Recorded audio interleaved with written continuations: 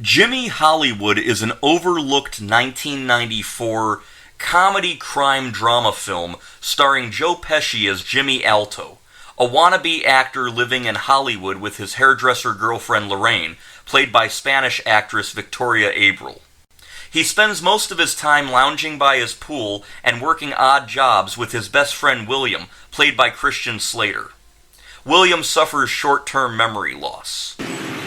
Hey, is that your ad? Yeah. You look better in your photo. Fuck you! Fuck you! Frustrated with his failing acting career and the death of old glamorous Hollywood to crime and slime, he decides to become Jericho, the leader of a mock vigilante group that videotapes criminals and turns them over to the police. Where do you sell these radios? I will kill you. Don't try me. Are you gonna fuck with me? 1149 Northwestern Avenue. That's a good boy.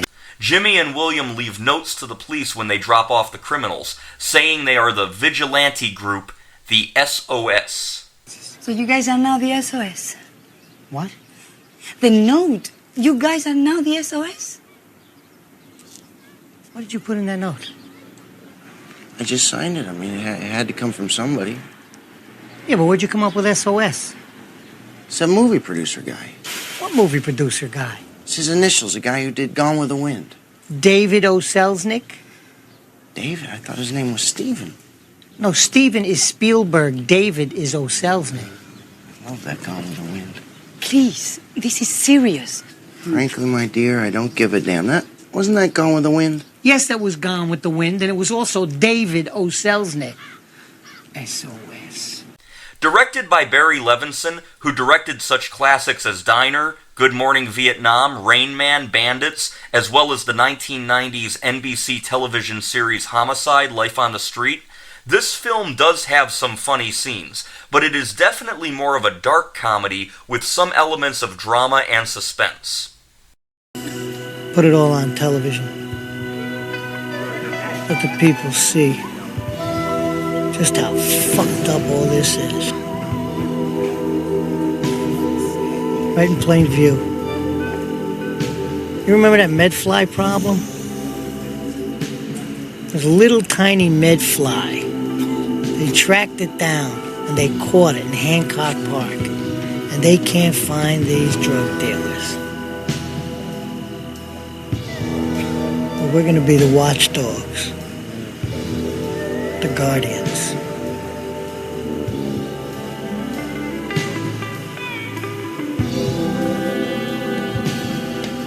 Look what they've done to my Hollywood.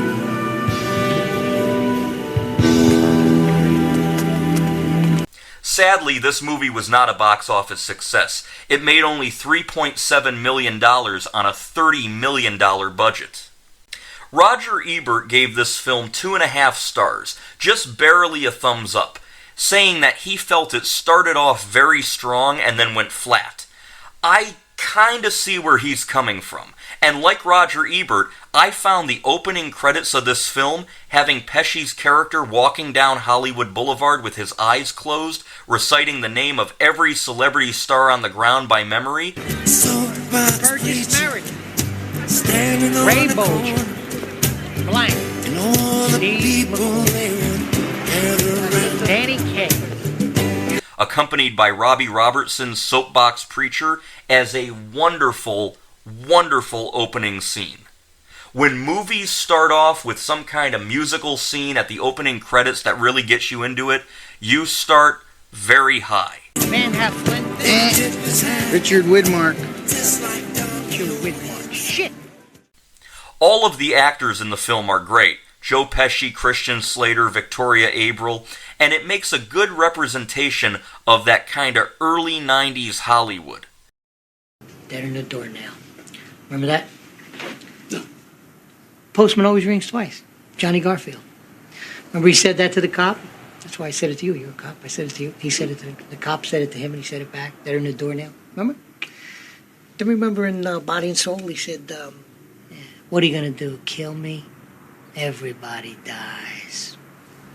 A lot of people say I'm reminiscent of Garfield too. Yeah, well, you're pretty good. Well, Yeah.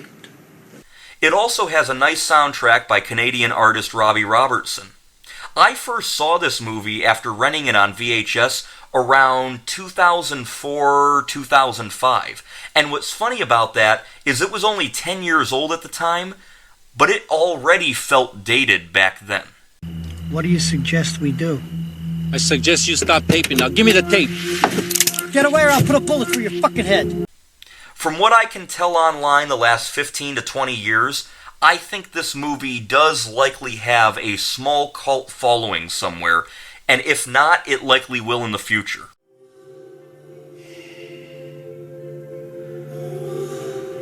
What are they gonna do? Kill me? Everybody dies. This movie is good. I'll give it a solid 7 out of 10. But it does go a little bit flat about 3/4 of the way through, although in the last 10-15 minutes, I think it picks up a bit. I will go ahead and recommend Jimmy Hollywood.